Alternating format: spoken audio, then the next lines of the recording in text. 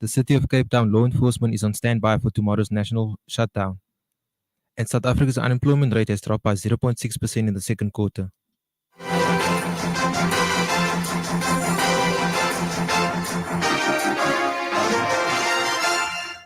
Good evening. A national shutdown plan across South Africa is set to take place tomorrow. It called for South Africans to down tools and push back against government and the private sector's lack of tackling the current socio-economic challenges the nation faces. The Congress for South African Trade Unions said it will be picketing outside the Passenger Rail Agency of South Africa building tomorrow, demanding a sustainable rail service to workers. Meanwhile, a march by SAFTU is set to get underway from 10 a.m., where they will march to the City of Cape Town, provincial legislature, and parliament, calling on the national government to create and implement a basic income grant for the unemployed. While SAPS is the lead agency on matters relating to public order policing, but the city's enforcement services will deploy in support of SAPS and manage road closures and traffic impacts as the procession moves through the CBD. The South African National Taxi Council said it will not be participating in the national shutdown. Meanwhile, Golden Arrow Bus Services said that it intends to operate as full service tomorrow as possible. The city's MACO member for safety and security, JP Smith, said the law enforcement services will also be on standby and had this to say on the matter. SAPS is the lead agency on matters relating to public order policing, but the city's enforcement services will deploy in support of SAPS and manage road closures and traffic impacts as the procession moves through the CBD. We appeal to the organizers of the demonstrations to ensure that their members adhere to the conditions set out and also to ensure that proceedings are peaceful. Our enforcement services will also be on alert for any other possible disruptions in other parts of the city. The public is advised to follow the city's social media channels to monitor for any updates or local media platforms. South Africa's unemployment rate decreased to 33.9% in the second quarter of the year. This marks a 0.6 decline in the data from 4.5% in the first quarter. The number of the employed and the unemployed increased by 648,000 and 132,000 respectively. They are not economically active, decreased by 635,000 people. The largest employment gains were recorded in community and social services, 276,000 jobs, trade, 169,000 jobs, finance, 128,000 jobs, construction, 104,000 jobs. And in your sports news, AS Roma midfielder Geordin Wijnaldum has fractured his leg, the Serie A club has confirmed earlier today, leaving question marks over his participation for the Netherlands at the World Cup, which kicks off in Qatar in 3 months. Roma did not say the length of Wijnaldum's injury. More assessments over the next 2 to 3 days will decide whether they go for surgery or not. That's all for your news today. For Push Radio News, I'm Lulama Klassen. For more news, log on to www.bushradionews.blogspot.com. Bush Radio 89.5 FM News. Good evening. My name is Lerato Mashile, and this is the Cape Town Mayor Geordin Hill-Lewis Radio Simulcast. And joining us in today's conversation is, of course, Alderman Twigg, as well as Alderman JP Smith, as we discuss the city's plans to create a fully-fledged city police service and the next phase of the Let's Clean Up Cape Town campaign. Now, in order to join in on this conversation, all you have to do is send in your WhatsApps on our WhatsApp line on 061 862 1065. That is, of course, 061 862 1065. Good evening to you, Mayor, Alderman Twigg, as well as Alderman Smith. How are you doing this evening? Where do I start? Splendid. Thank you so much. We're good. Thank you, Lerato. Nice to see you again. Absolutely amazing. Let me just introduce my colleagues. I know the city likes these fancy titles like Alderman and so on, but Grant Twigg is the mayoral committee member for urban waste management, cleaning up the city, and JP Smith is the maker member responsible for safety and security, cleaning up the city in another kind of way, cleaning up criminals. And these two things are really linked, which is why I'm excited about tonight's discussion, because we are trying really hard to make Cape Town safer for everyone who lives in it. We know how people live under constant threat and anxiety of violent crime in Cape Town, and we want to try and improve that over time. And a really important part of that is having a city that we are proud of, that we show care for, and that people take responsibility and pride and love for. So cleaning up our neighborhoods is a theme that we constantly return to on this show and in our government. And that's why these two projects are really linked, and why it's great to have Grant and JP here with us this evening. Now, speaking about, crime, given the fact that it brings us to our topic of the show, this past week, the quarterly crime stats were released. What was noteworthy? What were noteworthy mentions which are relevant to Cape Town? Okay, so the first thing that I think is important to note is that Cape Town has got 9 of the 10 police precincts in the whole country where crime is decreasing.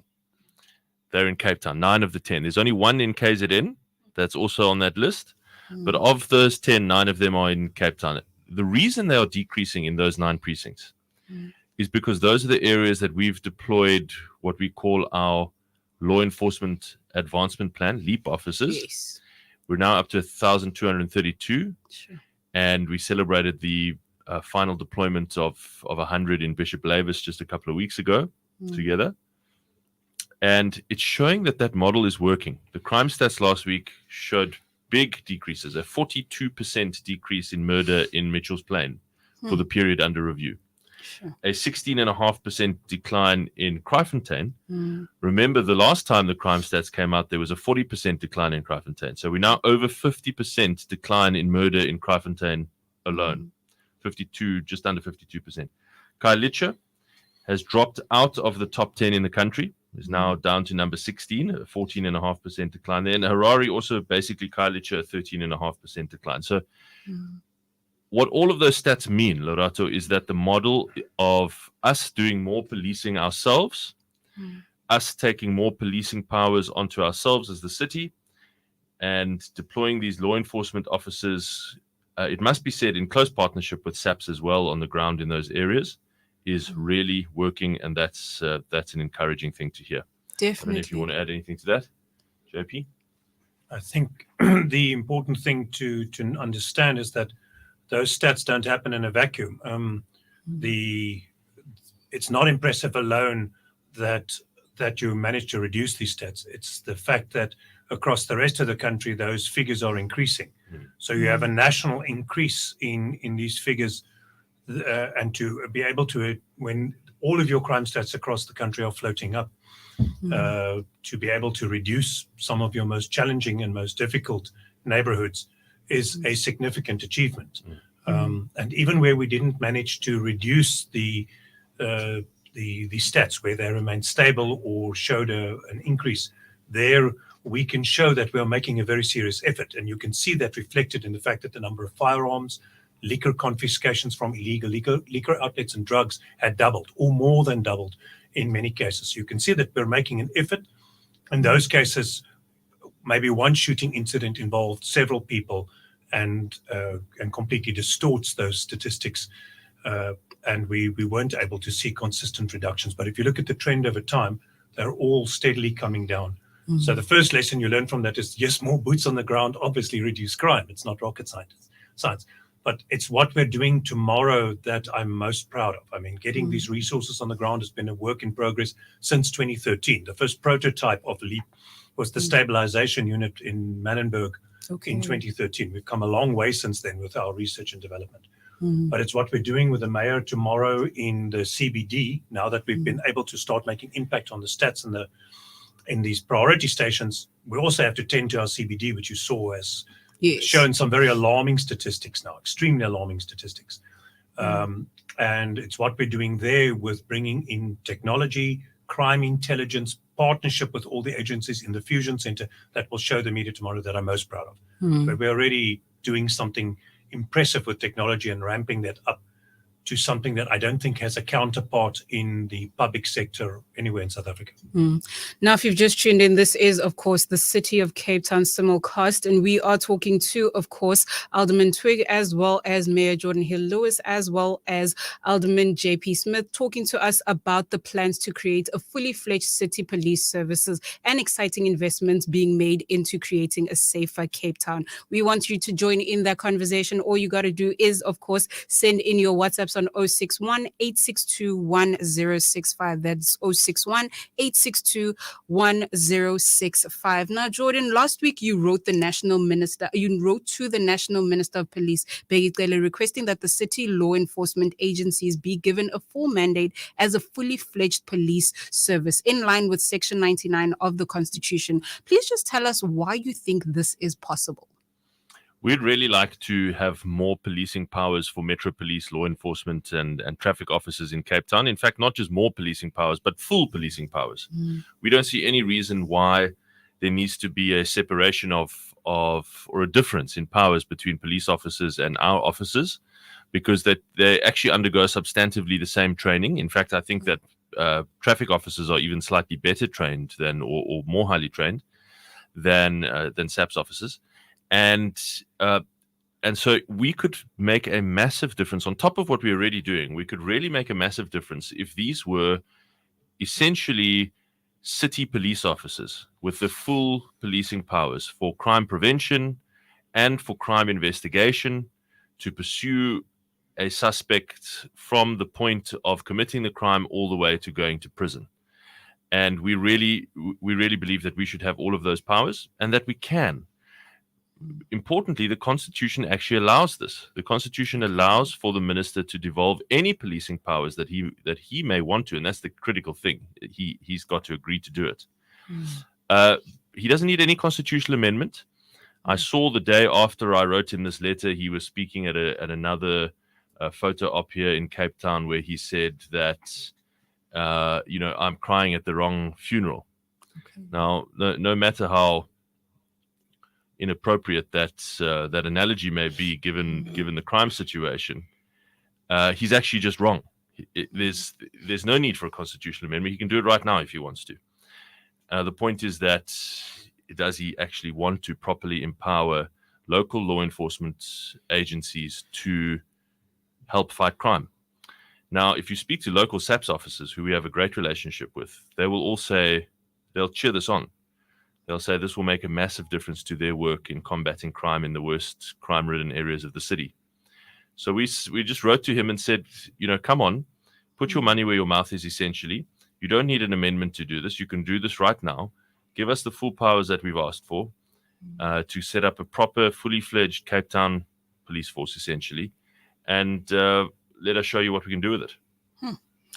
Listen, we want you to be part of this conversation. All you have to do is send in your WhatsApps on our WhatsApp line on 061 862 1065. That is 061 862 1065.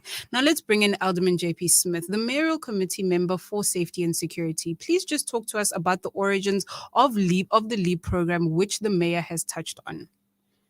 So I alluded to the fact that this started in 2013. Yes. We had, if you can remember that time, the teachers in Manenberg down tools because of the shooting. We had a big meeting with SAPS and the education department. SAPS said, we don't have additional resources at the moment to dedicate to the area. There was a disagreement about how many shooting incidents there actually were. The city said, okay, we'll put in law enforcement so that the schools can reopen. We flooded the area with 114 officers, which we took from all over the city. It was a substantial portion of our staff at the time.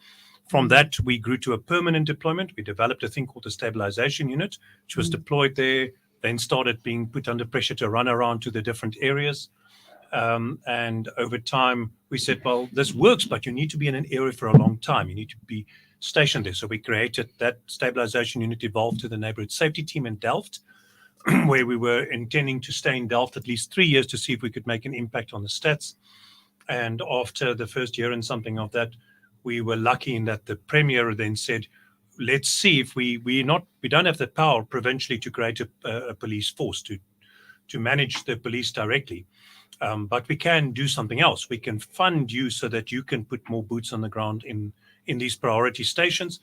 As the mayor said, 13 stations, 1,232 staff, plus some from our own staff ranks that we've deployed, our own reaction unit that now look after these 13 neighborhoods.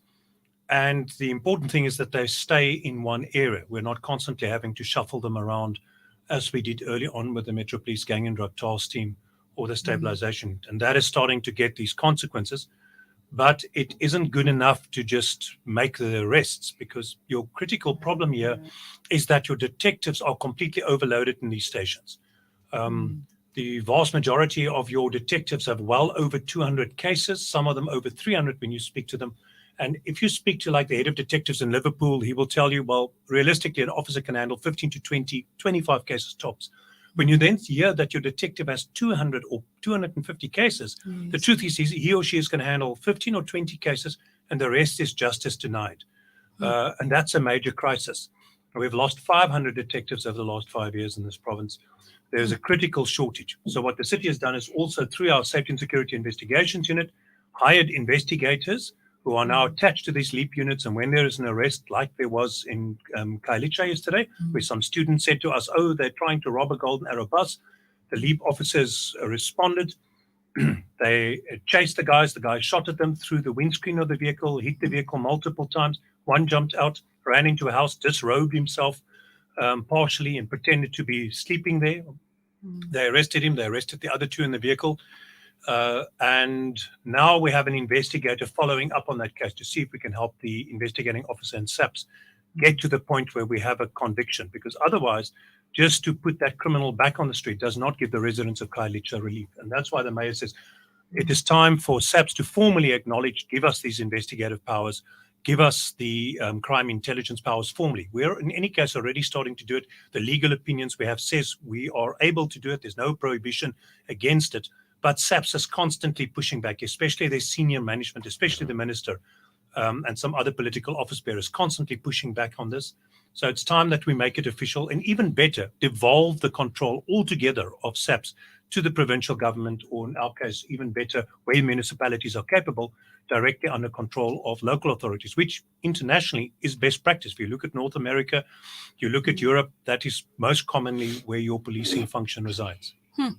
Now we have quite a plethora of WhatsApps right now, but if you also want to be part of that conversation, all you have to do is send in your WhatsApps on our WhatsApp line on 061 862 1065, 061 862 1065. Now, of course, we have a WhatsApp here that says, good day, Bush Radio. Just a question for the mayor and JP. Are they looking at amalgamating the 3 law enforcement services? And if they do, when will that take place? Okay. I don't think it's necessary. Okay. It's possible. We can, I mean, there's no reason not to do it, other than, of course, that the national minister has ambitions to take control of Metro Police. So in previous amendments of the South African Police Services Act, there were various clauses that saw the minister and national government effectively taking control of your Metro Police. So the opposite of what we're advocating, where you see those parts that work best put under the part that national government has made work least. And that's not a desirable outcome. It's the equivalent of what happened to the Scorpions back in the day when it was placed, disbanded, and the Hawks was created. So this is not the right thing to do. And for that reason, we've purposefully structured our services as they are. But it's also because we have core constitutional competency. The thing the Constitution tells us we must do is actually traffic and bylaw enforcement. But the truth is that the pressure from the community and the reality of a national police service that's been increasingly drained of resources and capacity. I mean, they are losing 26,000 staff members, 24,000 of those still to come. And that those losses are creating a national police service that's not able to serve communities like they need to be served. You need around 1 police officer for every 220 or 350 members of the public. Sure. We have police stations in this city, including stations like Harare, including stations like Retreat, that are sitting with 1 officer for every 1,000 or every 880, or in worst cases, 1,700. So you have a police service that's grossly under-resourced. And we're about 2/3 of everything the city now does is crime prevention. Our intention, we've increasingly been pulled to duplicate the function of SAPS because SAPS is being starved of resources. But this does mean that our core competencies, those things the Constitution tells us we are primarily responsible for, traffic and bylaw enforcement, do suffer. And they determine also a lot of safety issues for residents. They also determine the quality of life for residents. And now please then elaborate on the investments to build other units such as the K9 unit and others, which are regularly called upon to work with the SAPS in integrated operations. So there are certain types of crime that are stubborn, that it's not easy for the average officer to just intervene in. You need specialized tactics, you need specialized equipment, or you need special technology. And so there we've had to develop strategies that are also special, where your criminals are organized, where they're part of a syndicate. Your average police officer doesn't have the crime intelligence to impact on that. And that's, for instance, significantly true of metal theft. It's significantly true of the gangs that torment many parts of our city. So there you have to create specialized units that are suitably equipped. Our gang and drug task team is an example of that. The K9 sniffer dogs, our marine unit, metal theft unit, the ghost squad, the liquor and vice unit, the rail enforcement unit that we're talking to Prasa again now, the anti-land invasion unit. These are examples of where we've tried to deal with a crime type that is difficult to solve and that doesn't easily yield to normal types of enforcement by creating specialized units. And we're continuing to invest in these, train them better, get international training, local training, get them better equipment, integrate them better, link them better to the cameras so that we can make residents safer and impact on these. There are two that are probably foremost in our minds when we look at the crime stats. And the one is the extortion issue, which is a massive problem for many communities, from Long Street in the CBD to Khayelitsha. And many of our mass shooting incidents actually relate to the extortion crime patterns, including in the public transport sector. So there we pressurized Minister Cele and the national leadership of SAPS to create a task team that involves provincial, local government and SAPS. They haven't quite gotten there. There's an extortion task team, but they're not allowing other stakeholders to play a meaningful role. We continue to apply pressure. And I have again written to the Premier and the Provincial Minister, Regan Allen, to try and engage SAPS on that. And then equally now with the kidnappings. This is becoming a really prominent thing. We are nothing like Gauteng. Gauteng's kidnapping stats are frightening, absolutely frightening. But unfortunately, these matters are starting to mount in Cape Town. I don't want to wait until the problem is a crisis before we respond. So we're also putting pressure on SAPS to equally create a task team around kidnapping to involve the other spheres of government so that we don't become like Mexico or Rio, where people have to drive in armored vehicles to prevent their families from being kidnapped. Definitely. Unfortunately, time is of the essence, but I just wanted to find out, Geordin, please tell us about the units that will soon be launched for the CBD, the Facility Protection Unit and the Highway Patrol. Just very quickly, I know we're running out of time, but we're launching 2 new units over and above the CBD unit that JP's already spoken about. The first is a whole lot of our, you won't believe it, Lorato, but a whole lot of our frontline service delivery staff. I'm talking about people who are going into a neighborhood to unblock a drain, to fix an electricity connection, to put out a fire, to pick up someone who's feeling ill in an ambulance, whatever. They actually get attacked. They get robbed. They get mugged. It's extraordinary, a really extraordinary part of South African life at the moment. But so we are putting together a team of 80, what we call Facility Protection Unit officers, and they will be there to protect our frontline staff, those teams, and also to protect critical city infrastructure. And this means that those staff will be able to get quicker to residents, because at the moment they wait for a SAPS escort or a law enforcement escort before they will go. And then the other one is highway patrol. We're putting together a special team inside traffic to do highway patrol on our key main arterial routes, N2, N1, R300, M5, M3, and so on. That because a lot of our violent incidents actually take place on those main highways. So for the first time, there will be 24-hour highway patrol on those highways. And of course, we have to turn to another aspect of the show. Even though there's such little time right now, the city spring cleaning campaign. Geordin, earlier this year, you launched the city-wide campaign. Please just let's keep Cape Town clean together. Reflect on what you've seen and how has there been a noticeable shift in perception. Let me first talk about why this is so important to me and to the city and to residents. It is amazing how every person, without exception, every person who you speak to around the local government where they live, be it Cape Town or anywhere in South Africa, their assessment of how that city is doing or that town is doing is based on really 2 things. Yeah. Everything else you put aside, it's about, is there litter and are there potholes? And so we we do quite well on potholes in most of Cape Town, and we're trying to do better. But we also really want to change the bad habits in Cape Town and in South Africa, really, around littering and illegal dumping. We have such bad habits in this country, and we've got to stop that. And the way that we're going to stop that is by getting people to take a sense of pride in their community, that it is not just a place where you happen to live. It's not just a place made of bricks and mortar and a roof. It is actually our home. And we need to respect it and love it and care for it. And if you see someone throwing litter, tell them to stop. If you see a piece of litter, don't just walk past it, bend down and pick it up. So we started this earlier this year, and we're going to keep going. We've taken a bit of a hiatus now because it's been the rainy months. But spring, we are hitting it with even more volume, even bigger, even better. And we're going to keep doing this until we get meaningful culture change, habit change in Cape Town.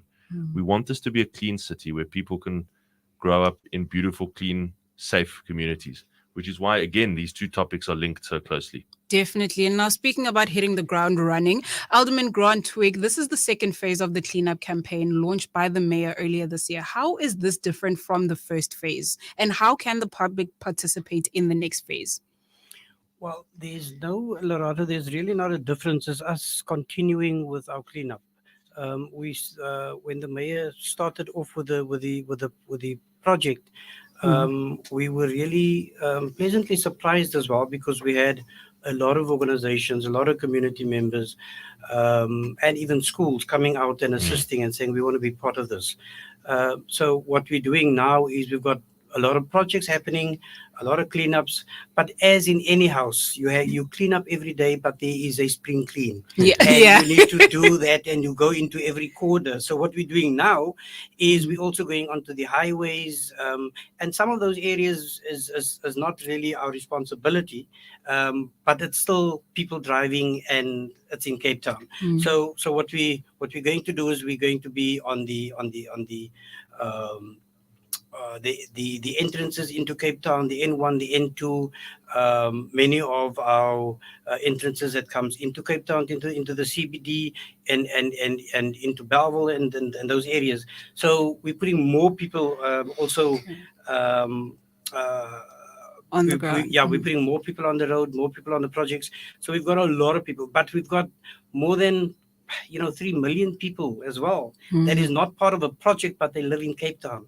That is the people that we also want to draw into this program and say, come and assist us, because it is all of our Cape Town. And the mayor's call is exactly that. Let's all be responsible citizens of Cape Town, and let's all clean up. Definitely. Unfortunately, time is of the essence, and I see the WhatsApps. Trust me, we will get to the WhatsApps. But there's just one question that I have to ask. That says, and I quote, where are we on Cape independence? Because if we are independent, we wouldn't need Cele or any other cadre to give us anything. Any other cadre? I love the I'm question. not saying that. It was a quote. It was not me. So look, I understand the emotional impulse, the sensitivities, the emotion behind the question. But we in Cape Town, in our government, are really passionate about making Cape Town the most successful city in the country, so that we can show the rest of the country how South Africa can actually work. We are not about separating ourselves off as a little island from the rest of the country. We love this country. We're passionate South Africans. We want it to work and succeed. And the way that we feel that we can best do that is make sure that we have more control over those basic services that we need to be able to give our residents a sense of security and a sense of hopefulness for the future. So I totally get there's a huge sense of hopelessness in South Africa that makes people go think about solutions like that. But that's not where we are. We are trying to show South Africa how it can actually work. Definitely. Now, unfortunately, like we said, time is of the essence. So I'd just like parting words as we close today's show. I will start with Alderman Twigg. Please do give us your parting words, and then Alderman JP. Just saying thank you to all the residents of Cape Town that has been participating in cleaning up. Please continue, assist us, keep Cape Town clean. And for those that litter, we are going to get Alderman JP Smith to assist us in locking you up. Yes. And we are doing just that. We've increased the fines around dumping and littering about 20-fold.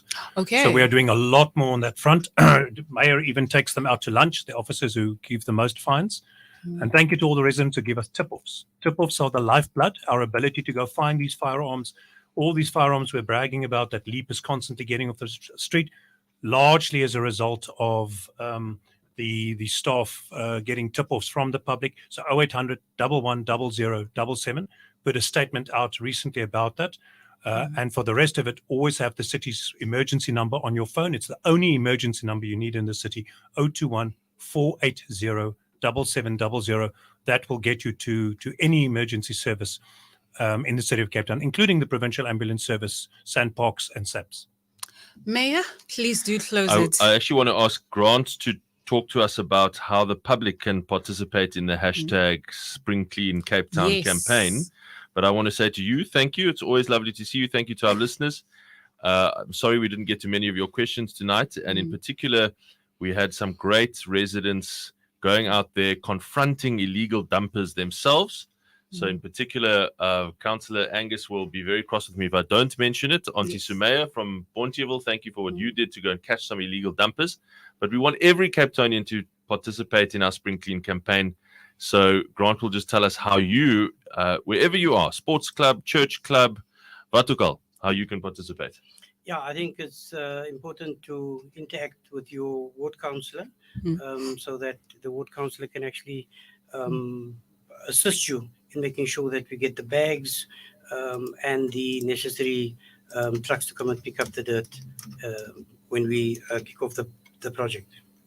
Well, you have closed it. That, of course, does conclude our show for this evening. Thank you so much to the listeners at home as well as online who have joined us. And most importantly, thank you so much to everyone who participated. It was a lot of questions. Unfortunately, we didn't get through them all, but please do join us next time as we continue engaging on these important topics. Thank you so much, gentlemen. Till next time. Thank you.